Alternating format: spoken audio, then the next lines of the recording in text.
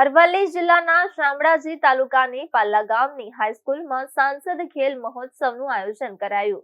સાબરકાંઠા અરવલ્લી લોકસભાની ભિલોડા મેઘરજ તાલુકા કક્ષાની કબડ્ડી સ્પર્ધા આદિજાતિ વિકાસ વિભાગના મંત્રી પીસી બરંડાના અધ્યક્ષસ્થાને યોજાઈ હતી.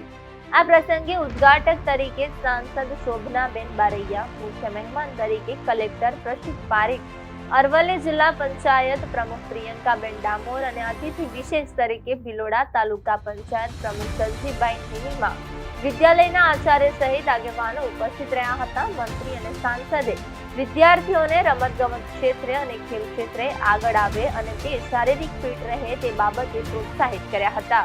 કાર્યક્રમનું સંચાલન વિદ્યાલયના શિક્ષક મહેન્દ્ર પંચાલ અને અંબાલાલ પટેલ દ્વારા કરવામાં આવ્યું હતું.